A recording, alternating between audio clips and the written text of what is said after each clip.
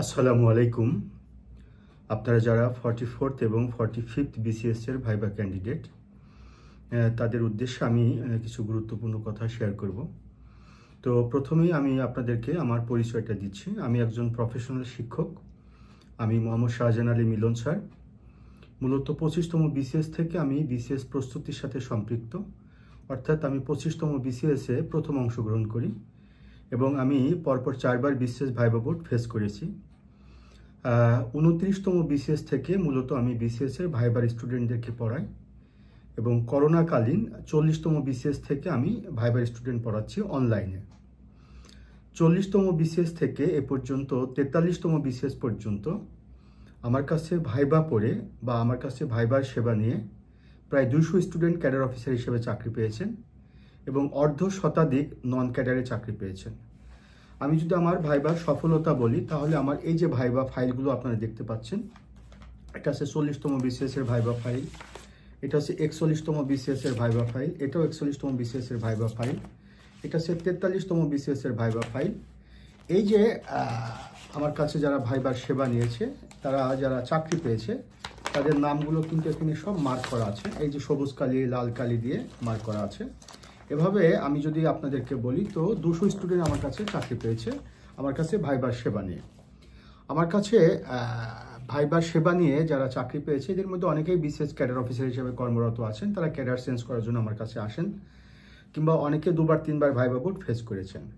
বর্তমানে 44তম BCS এ আমার 470 জনের মতো স্টুডেন্ট অ্যাডমিটেড, 470 স্টুডেন্ট। এবং দেখেন 3টা ফাইল, এই যে 44তম BCS এর 3টা ফাইল, 2 নম্বর ফাইল এটি, এবং যে যা এটা 3 নম্বর, এটা 2 নম্বর ফাইল। এবং এখানে যারা যারা ভর্তি আছে তাদের নাম সহ সব এন্ট্রি আছে এখানে। এটা হচ্ছে 3 নম্বর ফাইল।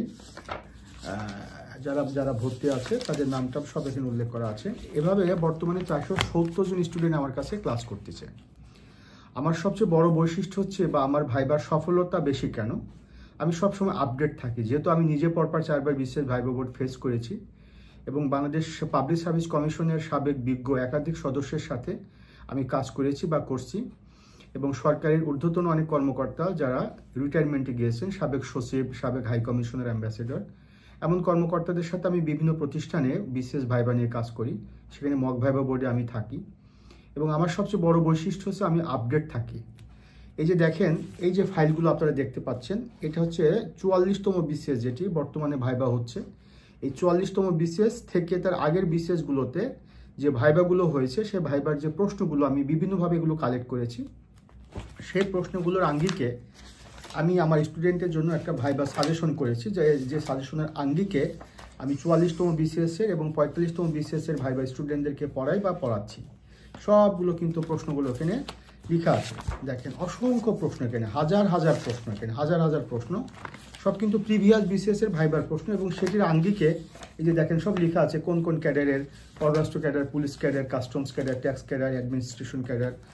এভাবে প্রত্যেকটা বিগত BCS এর অনেক প্রশ্ন এখানে, হাজার হাজার প্রশ্ন এখানে আমি কালেক্ট করেছি। এই প্রশ্নগুলোর আঙ্গিকে মূলত আমি আমার ভাইবার স্টুডেন্টদেরকে পড়াচ্ছি বা পড়াবো। দেখেন কত প্রশ্ন এখানে আছে। এবং আপনারা দেখতে পাচ্ছেন পেছনে একটা স্মার্ট বোর্ড দেখতে পাচ্ছেন। আমার 75 ইঞ্চি একটা স্মার্ট বোর্ড ব্যাকবোনের। আমি মূলত স্মার্ট বোর্ডে পড়াই। তো আমি যে কথাটা বলতে চাচ্ছি সেটা হচ্ছে যে, একজন ভাইবা ক্যান্ডিডেটের ভাইবা ফেস করবার পূর্বে তাকে যে বিষয়টি জানতে হবে সেটি হচ্ছে, সে যেহেতু প্রিলিমিনারি এবং লিখিত পরীক্ষায় উত্তীর্ণ হয়ে ভাইবা দিচ্ছে, কাজেই তার মেধা নিয়ে কিন্তু কোনো সন্দেহ নেই। এবং পাবলিক সার্ভিস কমিশনের বিজ্ঞ সদস্য যারা তার ভাইবাটি নিচ্ছেন, তারা জানেন তার মেধা নিয়ে কোনো সন্দেহ নেই। কিন্তু ব্যাপারটি হচ্ছে যে, মেধাবী এবং পরিপক্কতা এটি কিন্তু এক না। বাংলাদেশ সিভিল সার্ভিস এটি একটি সুপিরিয়র সার্ভিস।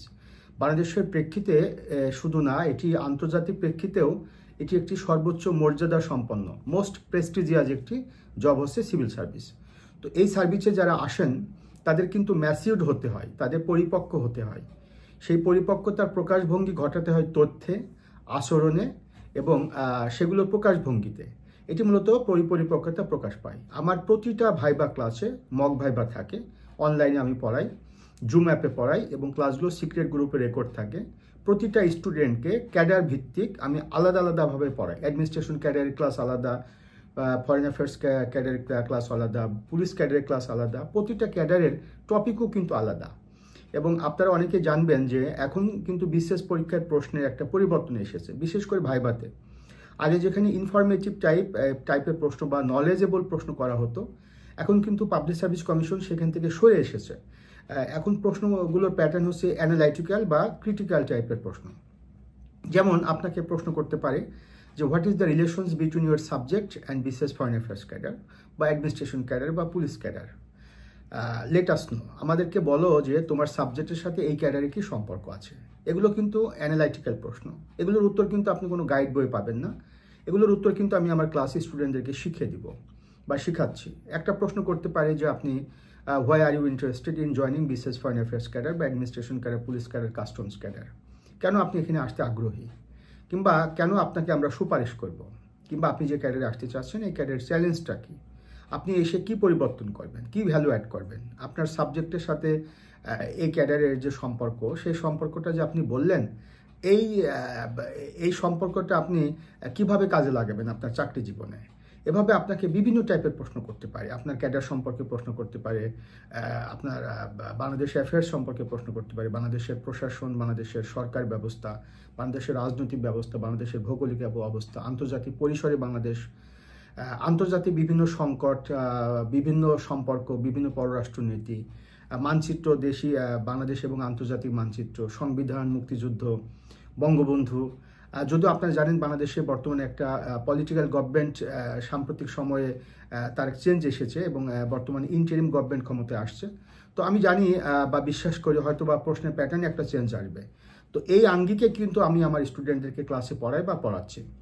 বর্তমানে আমি আপনাদেরকে আবারও বলছি, বর্তমানে আমার 44তম বিসিএসের জেনারেল ক্যাডার, বোথ ক্যাডার এবং প্রফেশনাল এবং টেকনিক্যাল ক্যাডার, এই তিনটা ক্যাডারেই কিন্তু ভর্তি চলছে। তবে যেহেতু জেনারেল ক্যাডারের ক্লাসটি আগামী ভাইবাটি আগামী 1 তারিখ থেকে শুরু হবে, সেপ্টেম্বরের 19 তারিখ পর্যন্ত চলবে। তারা যদি আমার এই জেনারেল ক্যাডারেও ভর্তি হয়, তারা কিন্তু রেকর্ড ক্লাসগুলো পাবে, প্রিভিয়াস রেকর্ড ক্লাসগুলো তারা পাবে। আর বোথ ক্যাডার এবং টেকনিক্যাল এবং প্রফেশনাল ক্যাডারের তো ডেট এখনো দেয়নি। তো কাজেই আমি একটা জিনিস আপনাকে বলবো যে আপনি ভাইবা বোর্ড যেহেতু 200 নম্বরের ভাইবা, এবং এই 200 নম্বরের মধ্যে কিন্তু একটা স্টুডেন্টের চাকরি পাওয়া এবং না পাওয়া অনেকাংশে নির্ভর করে। এবং আপনারা দেখেছেন আগের বিসিএসগুলোতে লিখিততে নম্বর বেশি হওয়ার পরও ভাইভাতে কম নম্বর পাওয়ার কারণে অনেকের চাকরি হয়নি, আবার লিখিততে কম নম্বর পেয়েছে কিন্তু ভাইভাতে বেশি নম্বর পাওয়ার কারণে চাকরি হয়েছে। অনেকে হয়তো বলে থাকে যে ভাইবা 200 নম্বরের যৌক্তিকতা কি। দেখুন, আমি বাংলাদেশ পাবলিক সার্ভিস কমিশনের একাধিক বিজ্ঞ সদস্যের সাথে কাজ করেছি, সাবেক সচিবদের সাথে কাজ করেছি। আমি একটা জিনিস তাদের কাছ থেকে শিখেছি, যে সেটি হচ্ছে যে একটা স্টুডেন্ট যখন মৌখিক পরীক্ষায় অংশগ্রহণ করে, অর্থাৎ ভাইবা বোর্ড ফেস করে, সে 10 মিনিট বা 15 মিনিট থাকে। 10 মিনিট 15 মিনিটের মধ্যে তার অনেক কিছুই দেখা হয়। সে যে কথাটি বলছে, যে তথ্যটি দিচ্ছে, সেই তথ্যটি কোন ভঙ্গিতে দিচ্ছে, কিংবা তার যে এডুকেট ম্যানার, তার যে আই কন্ট্রাক্ট, কিংবা প্রবলেম সলভ করার যে ক্যাপাবিলিটি, এগুলো কিন্তু আসলে ভাইবা বোর্ডে দেখা হয়। শুধু ইনফরমেশন কিন্তু দেখা হয় না। সে যে চাকরিতে আসতে চাচ্ছে, যে সার্ভিসে আসতে চাচ্ছে, সেই সার্ভিসে এসে তাকে অনেক মেন্টাল প্রেশার নিতে হবে, তার উপর পলিটিক্যাল প্রেশার থাকবে, তার যে সিনিয়র অফিসার তার কিছু কমান্ড থাকবে। তো সেই কমান্ডগুলো ফলো করবার জন্য সে কতটুকু হাম্বল, কতটুকু ওবিডিয়েন্ট, এগুলো সব কিন্তু বোর্ডে দেখা হয়। অর্থাৎ তাকে শুধুমাত্র তার কাছে তথ্য জানার প্রয়োজন পড়ে না, কিংবা তার কাছে তথ্য জানার দরকার হয় না। যেহেতু সে প্রিলিমিনারিতে ওভারকাম করেছে, লিখিততে ওভারকাম করেছে, কাজেই সে তথ্যের সমৃদ্ধ, এটা কিন্তু প্রুভেন। কাজেই ভাইবা বোর্ড এখানে 200 নম্বরের ভাইবা, এখানে অনেক কিছু দেখা হয়। আপনি যে প্রশ্নের উত্তরটি দিচ্ছেন সেটি কোন ভাষা ইউজ করছেন, আপনি কতটুকু বোর্ডের প্রতি হাম্বল হচ্ছেন, অনেক উত্তর আছে যেগুলো এখন আপনাকে আমি সংক্ষেপে বলতে পারবো না। আমার যারা ভাইবার স্টুডেন্ট তারা অনেকে বলে যে স্যার আমি এর আগে ভাইবা বোর্ড ফেস করেছি, যদি আপনার কাছে কোচিং করতাম বা ভাইবার সেবাটা আপনার কাছ থেকে নিতাম, হয়তোবা আমার আগের বিসিএসসি চাকরিটি হতো। এটা আমি ওপেনলি বলছি, এটা রেকর্ড থাকবে কথাটি, কারণ আমি এমন কিছু টেকনিক ক্লাসে শিখাই, কোন সময় আপনাকে সরি বলতে হবে, যে সরি স্যার উত্তরটি আমার জানা নেই, কিংবা সরি স্যার উত্তরটি আমার এই মুহূর্তে মনে পড়ছে না, কিংবা সরি স্যার এই ব্যাপারে আমার বিশদ জানা নেই। তো এই যে বিশদ জানা নেই বা এই মুহূর্তে মনে পড়ছে না কিংবা আমি জানি না, হ্যাঁ, এই যে উত্তরগুলো, কিছু কিছু উত্তর বোর্ডের সাথে একমত পোষণ করে রাইট স্যার, হ্যাঁ, এভাবে কিছু বিষয় আছে। তারপরে অনেক সময় জিজ্ঞাসা করে যে what are you doing now, এই মুহূর্তে আপনি কি করছেন। অনেকে বলে স্যার আমি কিছুই করছি না, কিন্তু আই এম ডুইং নাথিং, এটা কিন্তু কোনো আনসার না। আই এম ডুইং সামথিং, আমি কিছু করছি। তো সেটিকে বিসিএস এর জন্য প্রস্তুতি নিচ্ছি বা সরকারি চাকরির জন্য প্রস্তুতি নিচ্ছি বা আরও কিছু কাজ করি, এগুলো উত্তর কিন্তু আমি ক্লাসে শিখিয়ে দিব। কিংবা আপনি অনেক ভাই আগে ফেস করেছেন, আপনি তো 2-1 বার বিসিএস দিয়েছেন, আপনার চাকরিটি কেন হচ্ছে না, এই সমস্ত যে ক্রিটিক্যাল আনসারগুলো, এগুলো কিন্তু আপনি কোনো গাইড বই পাবেন না।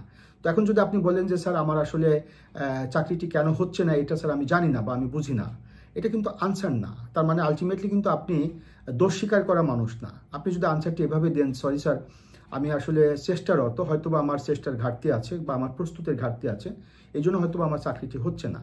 কিংবা আপনাকে প্রশ্ন করতে পারে যে আপনি কি লিখিততে খারাপ করেন কিনা বা ভাইভাতে খারাপ করেন কিনা। আপনি যদি বলেন যে স্যার আমি ভাইভাতে খারাপ করি, তাহলে আলটিমেটলি তো এটা প্রমাণিত হয় যে আপনি আসলে অনেক কিছুতে মানে আপনি ভাইবার যে আচরণ সেটা আপনি বুঝেন না। বাট আপনি যদি বলেন স্যার আমি হয়তোবা আমার লিখিত প্রস্তুতির ঘাটতি ছিল, অর্থাৎ আপনি কিন্তু ভাইভাতে যে ভালো করেন বা ভাইভাতে যে ভালো করেছেন সেটা কিন্তু আপনি টেকনিক্যালি বোর্ডকে কিন্তু বুঝালেন। অনেক সময় আপনাকে জিজ্ঞাসা করে যে আপনি যে আসছেন এই ক্যাডারে আপনার দক্ষতা কী, আপনার স্কিল কী, কিংবা আপনি এই ক্যাডারে আসলে পারে এই ক্যাডারে কী ভ্যালু অ্যাড করবেন। এই জাতীয় প্রশ্নগুলো কিন্তু এখন করা হচ্ছে। বাংলাদেশের পররাষ্ট্রনীতির চ্যালেঞ্জটা কী, বাংলাদেশের প্রশাসনের চ্যালেঞ্জটা কী, পুলিশের ইমেজ সংকটের কারণটা কী, আপনি এসে কীভাবে এটি দূর করবেন, বাংলাদেশের অর্থনৈতিক চ্যালেঞ্জটা কী, 2041 সালে আমরা কোন বাংলাদেশকে দেখতে পাবো, কেমন বাংলাদেশকে দেখতে পাবো, সে বাংলাদেশ বিনির্মাণের আপনার কন্ট্রিবিউশন কী থাকবে। তো এই টাইপের যে প্রশ্নগুলো এখন করা হচ্ছে, এগুলোর উত্তর কিন্তু আপনি কোথাও পাবেন না। এগুলো কিন্তু আমি আমার স্টুডেন্টদেরকে হাতে কলমে ক্লাসে প্রতিটা স্টুডেন্টকে কিন্তু আমি শেখাবো।